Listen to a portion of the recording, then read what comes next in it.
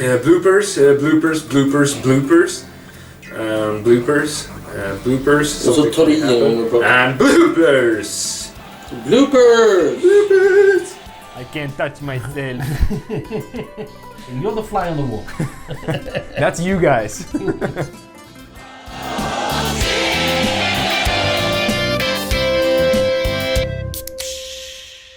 Hey guys, and welcome back to Beer Bubbles, Yeah, here we are. the bubbliest YouTube channel there is. Well, last time we tried IPAs, you made sure we had 7 beers.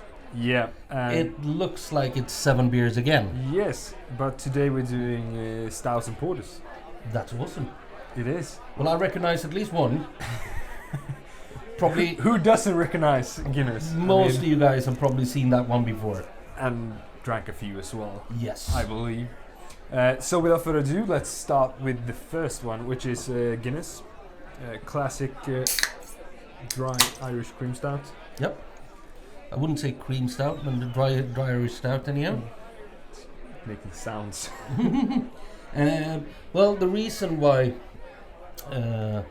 it was making sounds was because there's actually a small bullet in with nitrogen, which makes sure we get this creamy, nice head, even though it's not draft. It's from the can. It actually gets quite creamy and nice and round in texture.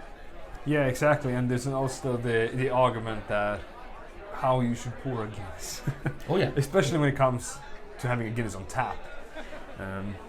This people one I think is actually made for being poured straight into the glass. Yeah. Well, I'm doing it 75, 25.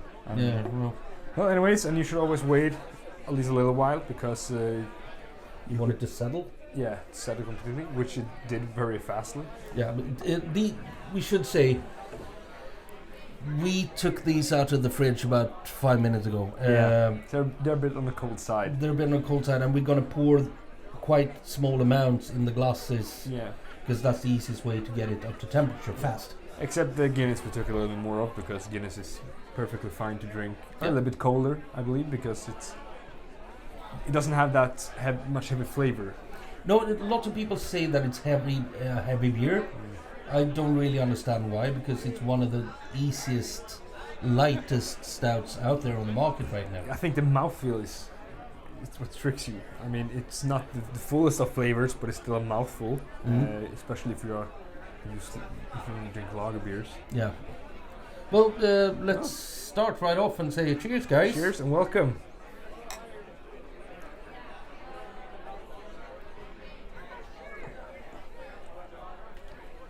Always delicious.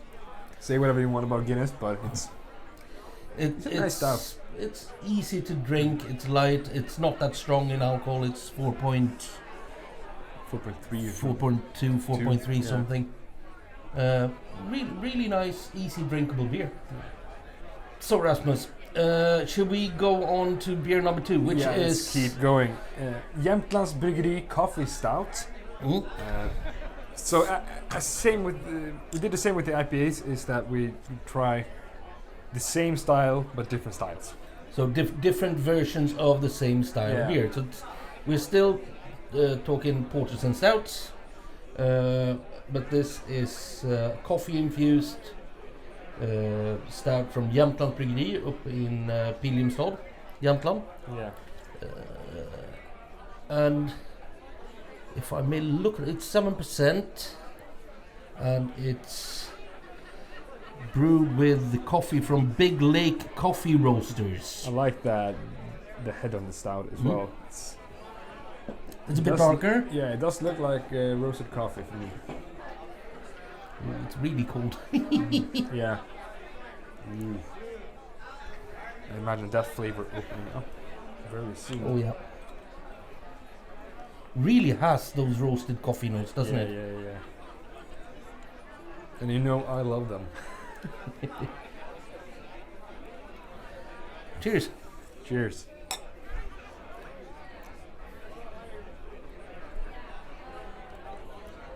We're talking a totally different body here. Totally different.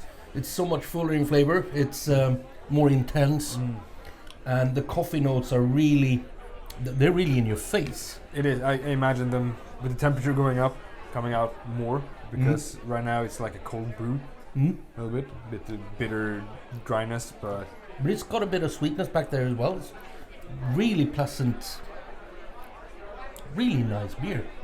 But didn't this one win? Nope. No, wasn't it this one? Nope. Oh. We'll come to that one. All right. It's okay. Yeah. I mixed them up. One of our cameras just died. Yeah. So it's only gonna be you and you with us right now. So. But we won't look at you. No. You just hovering. You're the fly on the wall. That's you guys. Should we go on?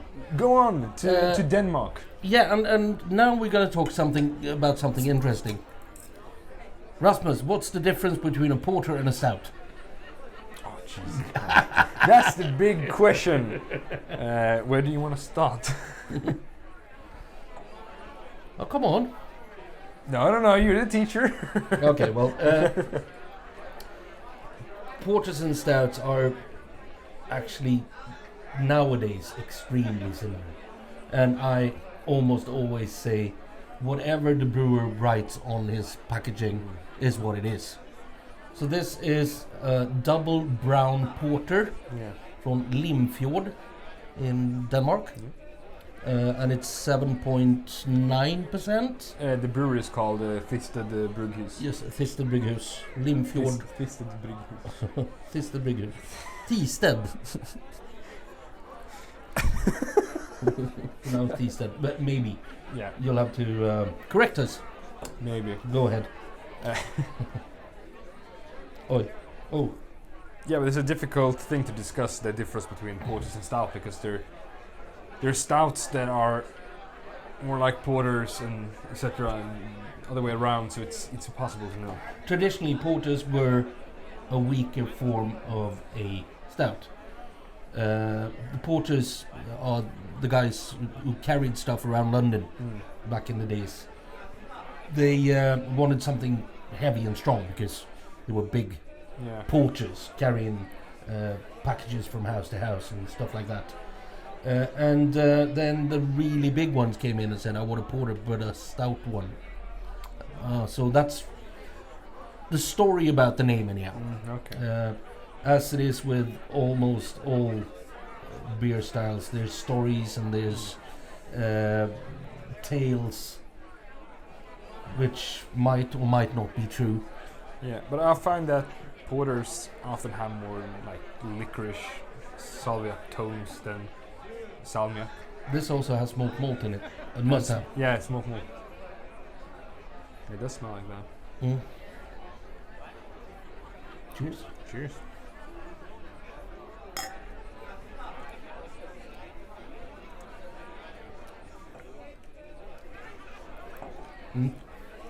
Yeah, definitely smoked. You get that stably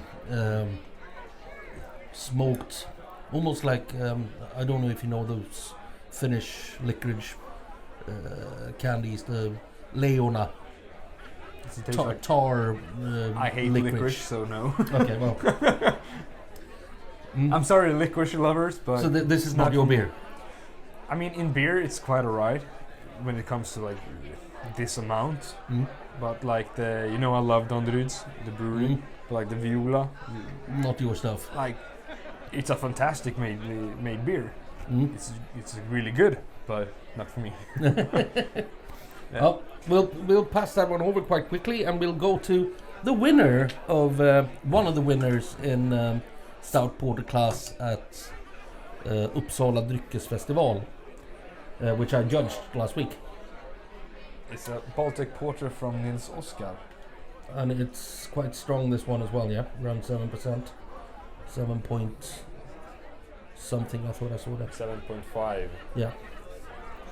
So it's basically an Imperial Porter, Imperial Baltic Porter, I'd say. Here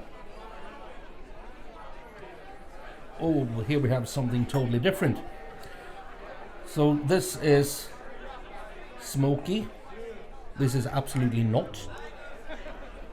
This is malty and like almost molassy in the nose. Well, that's the thing with Baltic Porters. They made more. They're Cold yeast. Cold fermented. Cold fermented. Mm. They're cold fermented, yes.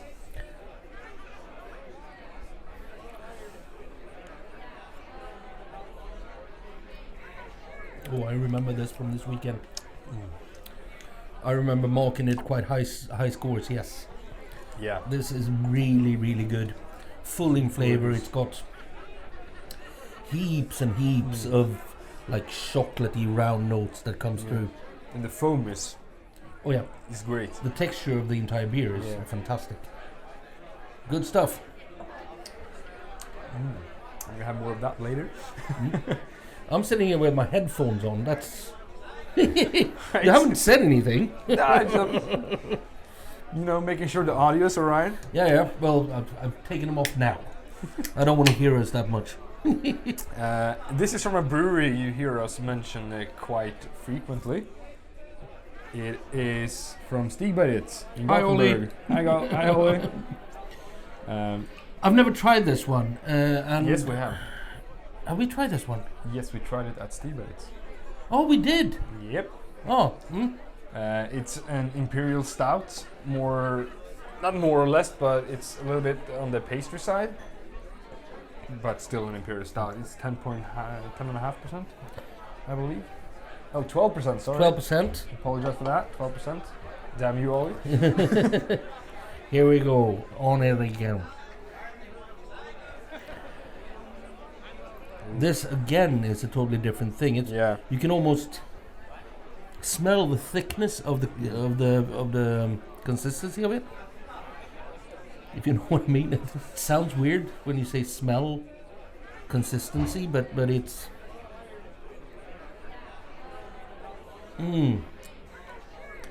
Oh, that is gorgeous. I'm gonna let that one rise a little bit in temperature. This one we might just keep for our live production later on tonight. Yeah, I think it will manage that long. That'll be perfectly tempered by then. Tempered by then. Wow. That is a gorgeous beer. Really, really good. Troubled Sleep. Yeah, and we had it at the right temperature at the brewery, I believe. Yeah, we did. Yeah, Ollie made sure that we tried the beers the best way. And another brewery we talk about quite a lot. Well, when we were down visiting Stigberget, we also visited Dugges. Dugges. Rasmus has a bit of a crush on my Mikael. No, a big fan. Yeah. Who isn't? Like it's an amazing brewery, and I got to know him a little bit. He's an amazing guy as well. So that only made it. That only made it better. So say never meet your heroes, but And this is also quite strong. Yeah, it's 13%, called Nutty Swirl, an imperial pistachio, coconut nibs, and vanilla stout. So we're moving on to the pastry stout. This is now. pastry. Like all the way through. This really needs to open up its temperature. Jesus! Coconut! Oh, yeah. Wow! That hit me in the face. It was like taking a kick from a mule, sticking your nose down. Oh, that reminds me of You know what it smells like? Marzipan. yeah, marzipan. Like, wow. That's just weird.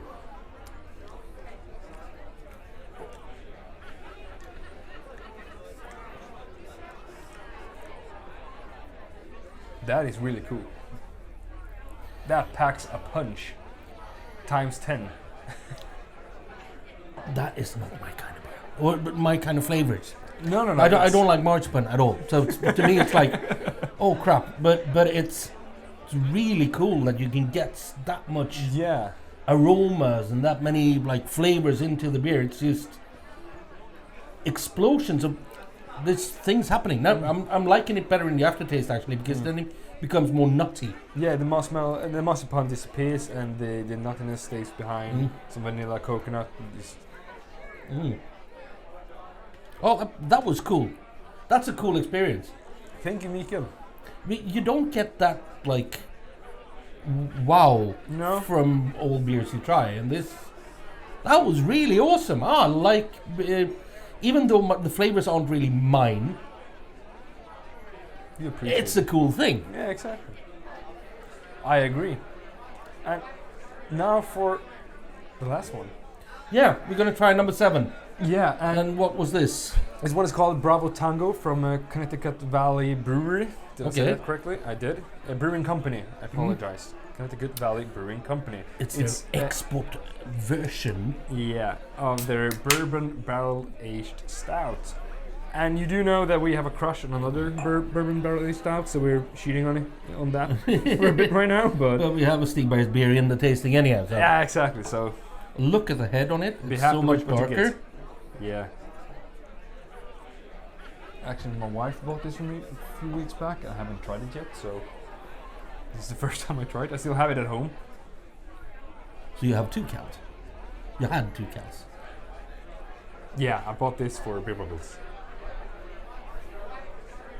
And there's no pastry at all in this.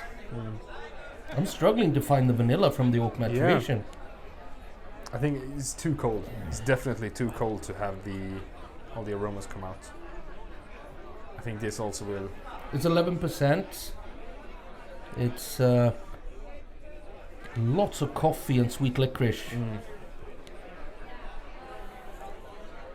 Almost a bit like it was a hint of smoked malt in this one as well.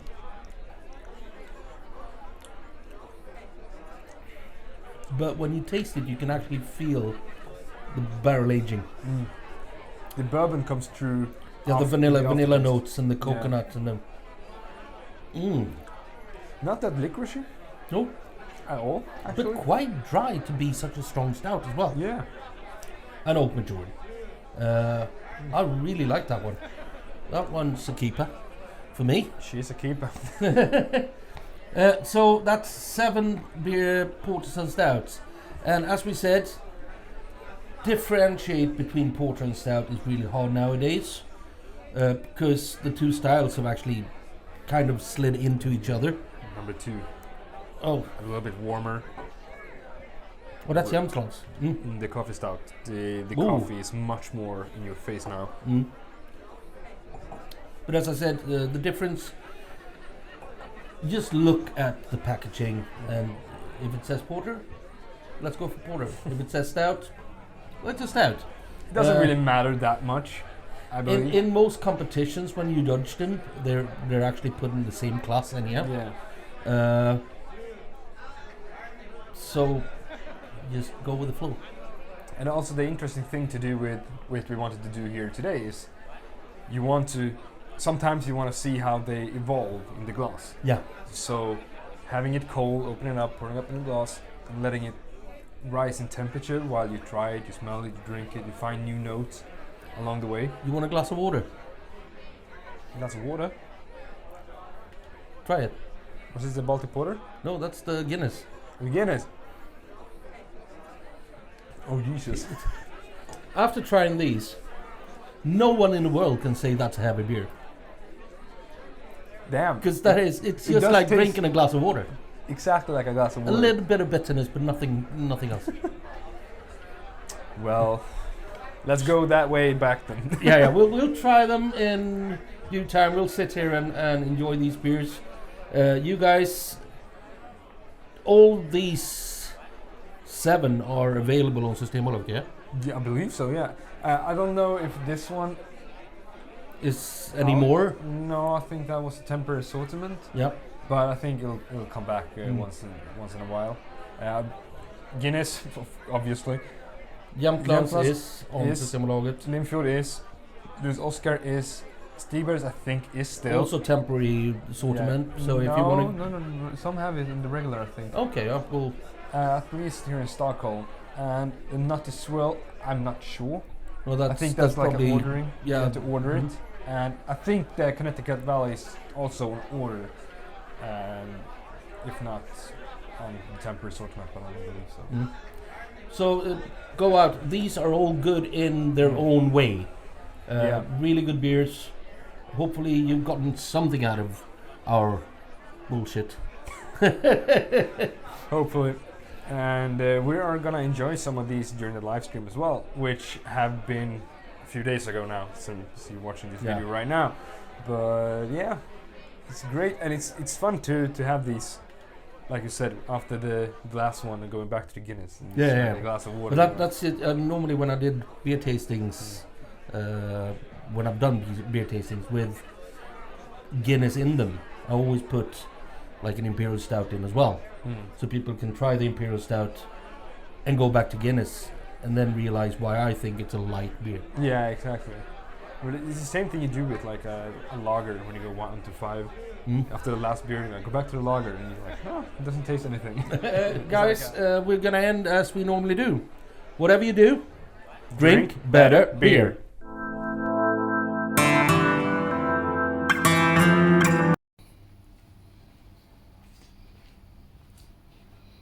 Hi Rasmus, what are you doing? That's easy. I'm just preparing today's quote, Oh yeah. which goes, "You have to believe in something, and I do believe in something else to drink."